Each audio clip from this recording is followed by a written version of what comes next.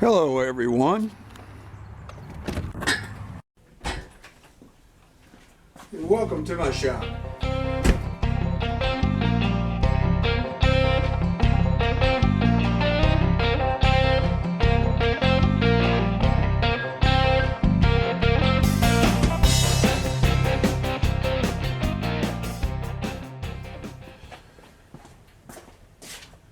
Alright folks, and welcome back to my shop. Today we're going to just do some more planning and ciphering on getting the seats in and getting work on that interior. And I've got some other tasks I've got to do, but I'm going to show you a few things. I haven't got much done lately, but I have been ordering some parts, and I've got some other parts coming in. So anyway, stay tuned and we'll go over some stuff, do a little review of where we're at and what we're going to do in regards to this 49 GMC Model 100 pickup.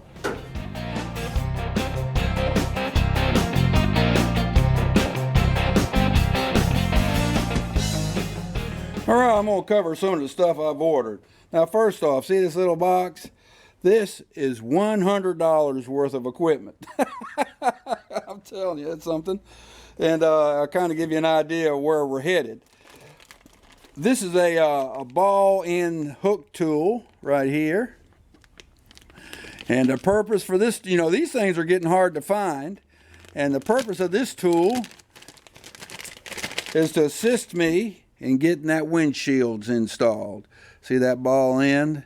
See, that'll help dig in underneath that the rubber trim and pull it out. So we got that. We've got a set of points for the Chevy.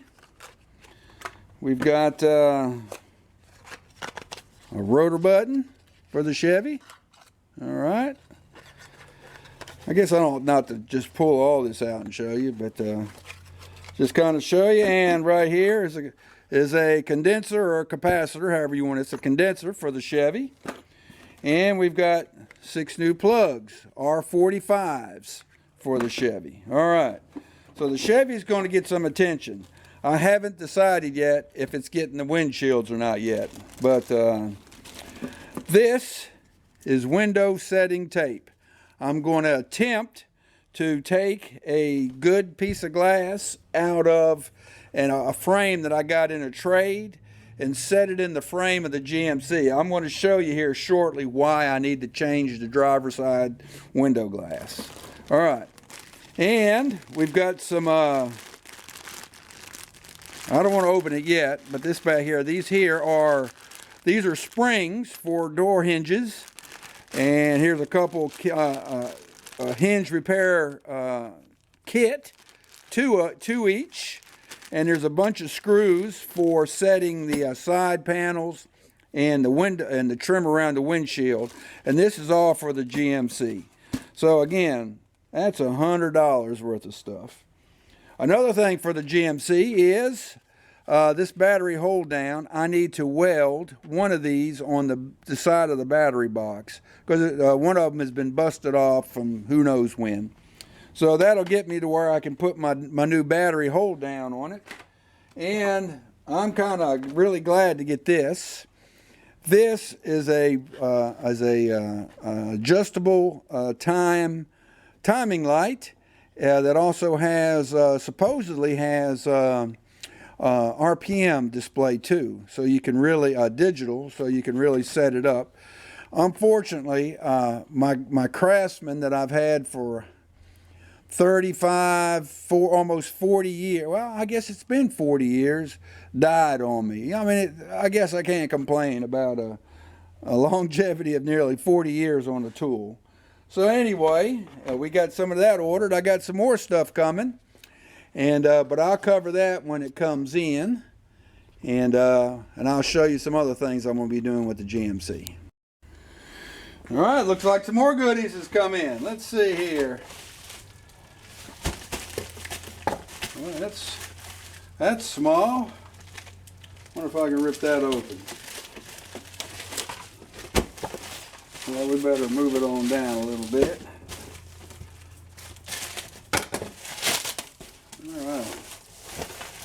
All right. And it's funny that they sent this in a separate pack. But, whoa, that's an empty box. There it is. It came out of the box. All right, this is supposed to be a grease seal for the wheel, the hub of my 49 Chevy. All right. And that's the info on it. Now, I haven't pulled it off, and I can't remember. It's been too many moons since I've done it. If that's correct, if not, I'll send it back. But they had to back order it. And let's see here. Where does it come from? Yeah, doesn't say. But anyway, I kind of know what's in this box too, so I'll show you though. And I'll tell you, this is for the Chevy. While I was filming the other, these came in. Isn't that neat? So, all right, get that packing out of the way. That. And put him out of the way. And that's the other wheel seal. All right. Looks the same. All right, good deal. I hope it is. Boy, that's it's all metal except for that rubber tip right there. So we'll know more when we get into the wheel. This is for the upcoming service on the 49 Chevy, the 3,000 mile. Well, it's actually going to be more than a 3,000 mile, but some stuff needs done because there's 10,000 miles on the truck. But it's going to be 3,000 miles on the new engine that I put in, I guess last fall. And here are new Huck brake shoes. Now, these do look like they're correct. And you can see how thick the shoes are. All right. A good deal. So, again, I'll know more when I get the others off if these are correct. Now, if these are correct, I got these for a real good price from a local Flaps. You know, Flaps being, for you all that may not know, it's a friendly local neighborhood auto parts store. Friendly local auto parts store. There you go. And at a real good price, a whole lot better price than some other aftermarket providers are charging for these same parts. So anyway, we'll know more, but that's for the upcoming service, preventative maintenance that I'm going to be doing on the Chevy. So I've got some parts here lined up for the GMC and the Chevy. Got plenty of work upcoming. Just got to get to it. And what I'm kind of wanting to get this a little bit, I'm wanting to get the seats in and the interior done on the GMC before I start on the Chevy. And so anyway, that's kind of where we're at. And we're collecting parts. And I even got something else here, a cheap $29 radio to go in my Kubota tractor. Now I put a radio in it way back when. I don't know how many years ago I did. I even did a video, I think, on it. And the radio itself, it was another cheapie. And I got maybe 5-6 years out of it before the display went out. You couldn't see nothing on it. So so you couldn't find the station. It was just kind of pot luck. So I'm gonna spend another 25 bucks to get another radio to put in it. Because when I'm back there working in the field, I really, you know, I don't wear headsets because I'm afraid that it's going to shut out other sounds that I want to hear. So I like to just have that blasting and let everybody know that I'm in town. So anyway, a lot of stuff to do.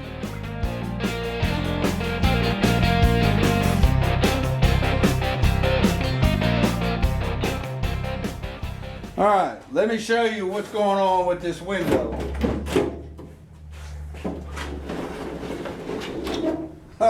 See that? I don't know how good that's showing it.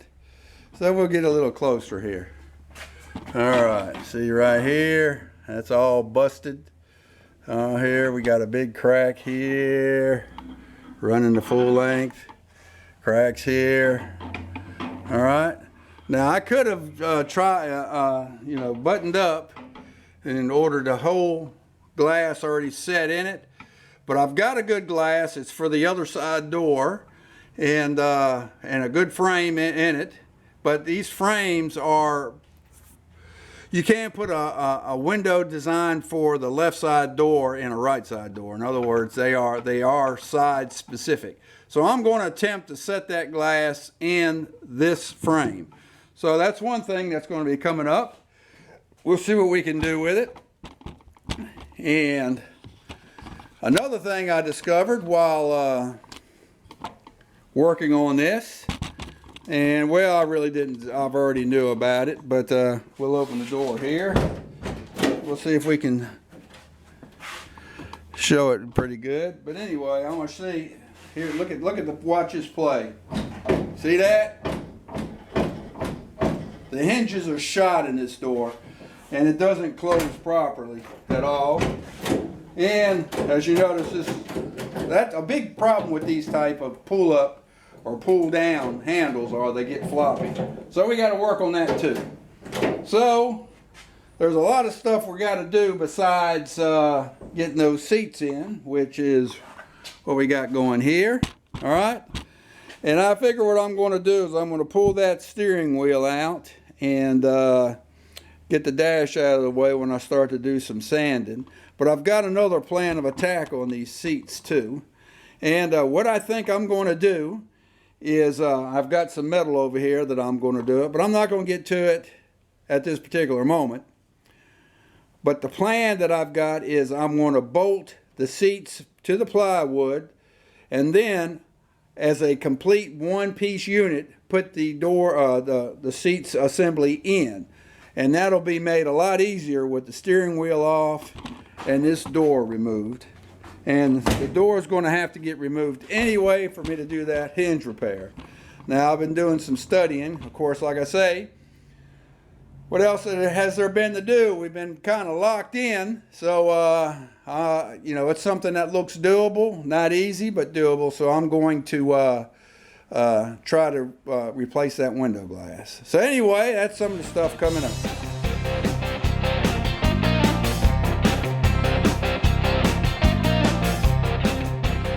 Well, we're underneath my son-in-law's mower here, and the way they've got this heat shield here and the two exhausts, those are the two, 1 and 2. The way they got them on it, there's no way I can get a welder back there to weld it. And by investigating it further, I see 1, 2, 3, 4 bolt holes.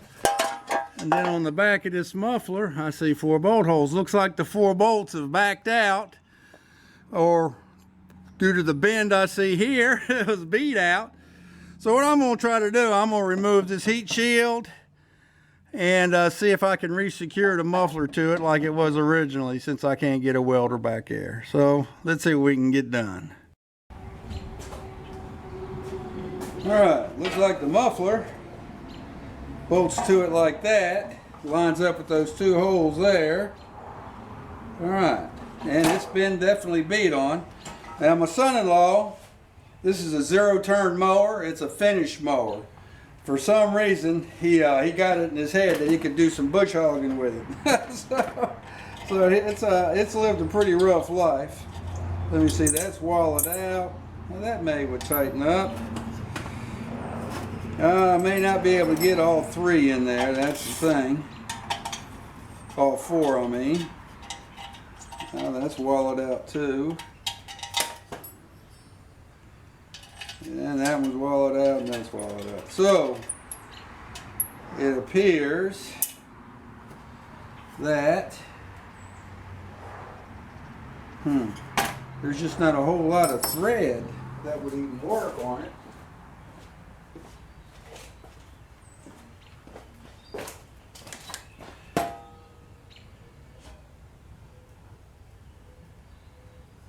Well, I can't tell, but it looks like there is a captured nut in there of some sort. Alright. I wonder if I can run a tap through it. And that's obviously too small. Let's see. See if he'll tighten up.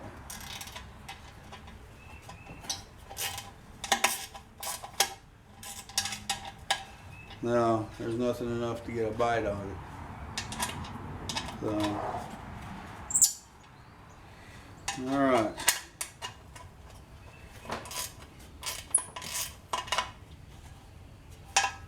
I don't know if there's going to be enough thread to even get it to come out.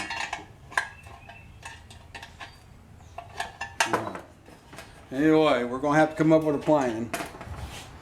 I got some longer bolts, lock washers, and some thread locker. We're going to see if that won't secure this better in this muffler.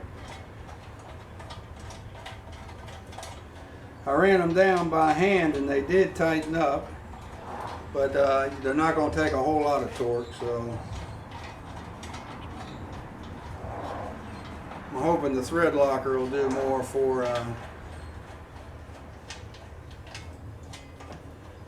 keeping them on there than not. So we'll see.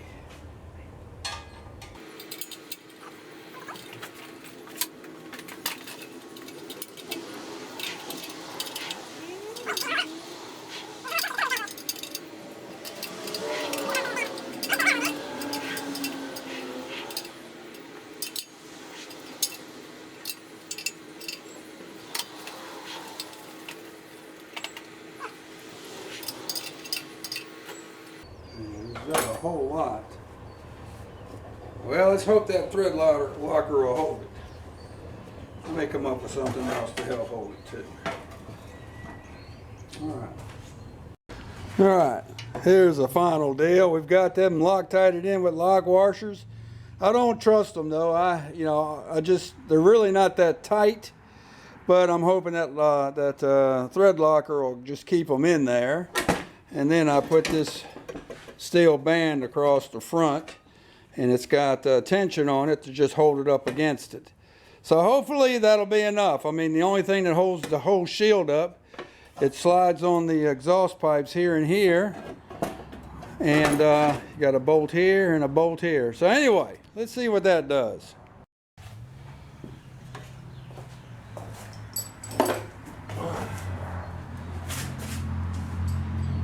Underneath a mower. I'm either underneath a truck or underneath a mower or underneath a car. One of these days. Alright, let's see here.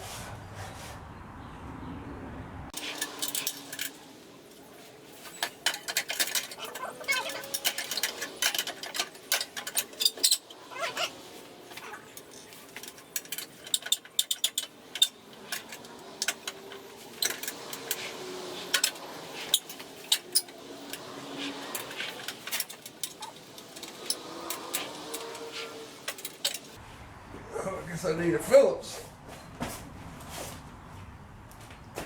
Working on a, what is this? This is a Cadet. Okay.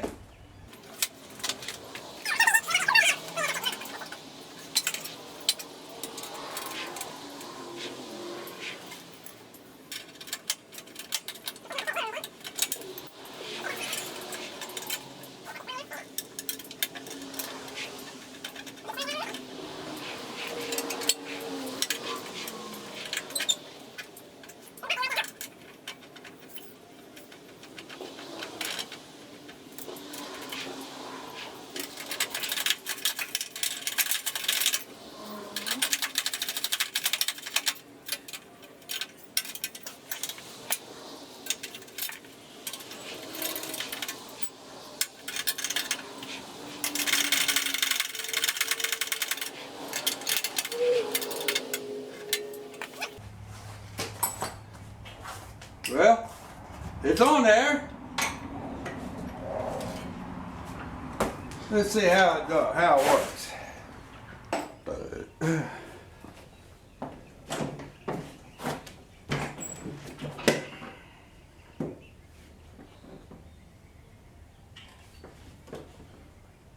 Looks like the choke there.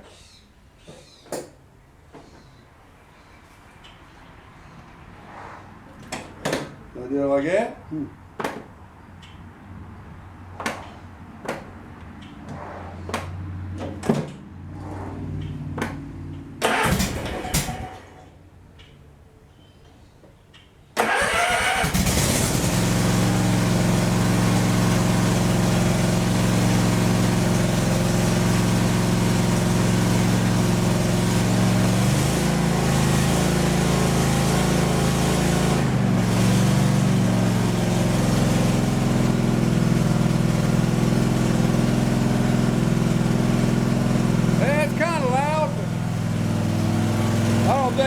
to be that less noisy anyway. Better than what it was. I may mow with it instead of my wheel horse. He's got my Kubota.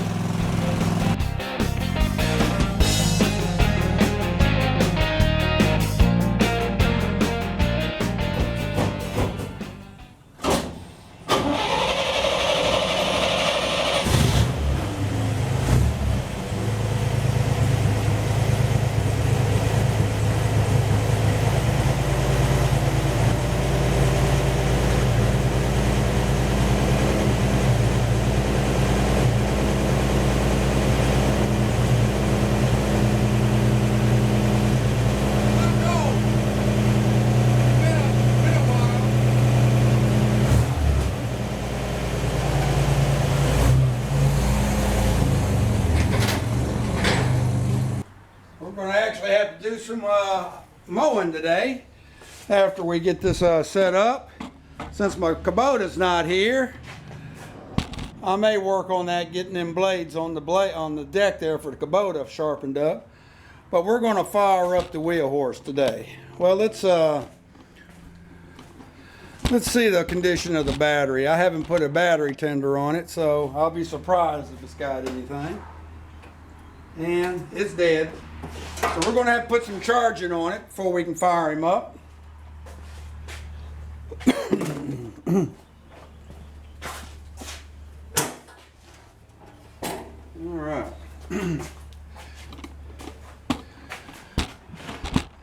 A big Kohler K181 or 181, however you want to say it. What it means is K Kohler 18, it's 18 cubic inch, one single cylinder. So anyway, let's put a charger on it. All right, let's see what kind of charge it'll take.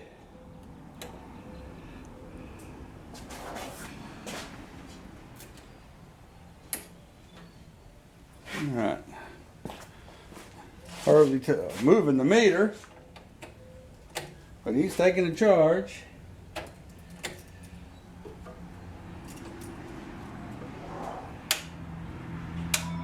All right. Well, let's let it charge a bit while we go work on some other stuff.